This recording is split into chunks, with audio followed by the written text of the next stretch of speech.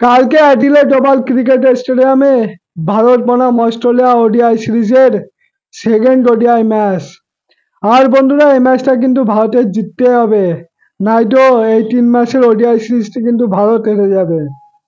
আমরা সবাই জানি যে ভারত প্রথম ম্যাচটা হেরে গেছে। আর প্রথম ম্যাচের কথা যদি বলা হয়, তাহলে কিন্তু ভারতের কিছুই করা ছিল না বন্ধুরা। একেতে পার্থ স্টেডিয়ামে খেলা, তারপরে ওভারকাস্ট কন্ডিশন ছিল, বৃষ্টি হচ্ছিল।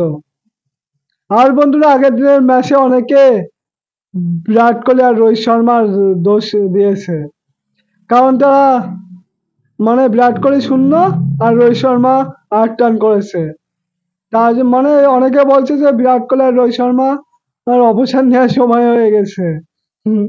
আর তাদেরকে বলছি, ভাই, পার্থের উইকেটে ব্যাট করা অতটা সহজ না।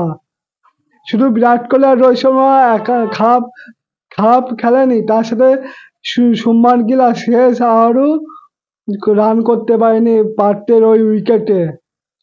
আর ভারতের জায়গায় যদি অস্ট্রেলিয়া প্রথম ব্যাট করতো, তাদের অবস্থাও কিন্তু এই একই হতো। যেটা ভারতের হয়েছে, তাদের টপ অর্ডারটা কিন্তু ফ্লপ করতো। হ্যাঁ, মানছি অস্ট্রেলিয়ার বোলিং অ্যাটাকটা এক্সপিরিয়েন্স, কিন্তু ভারতের বোলিং অ্যাটাকটা একটু কোনো এক্সপিরিয়েন্স নেই, শুধু মোহাম্মদ সিরাজ ছাড়া। কিন্তু অস্ট্রেলিয়া ব্যাট করলে অস্ট্রেলিয়ার অবস্থাও এমন হতো। তো প্রথম ম্যাচটা ভারত হেরে গেছে, এটা মেনে নিতে হবে। অস্ট্রেলিয়া খুব ভালো খেলেছে। তাদের কেন তারা ওয়ার্ল্ড চ্যাম্পিয়ন, সেটা আগের দিনের ম্যাচে আমরা দেখলাম।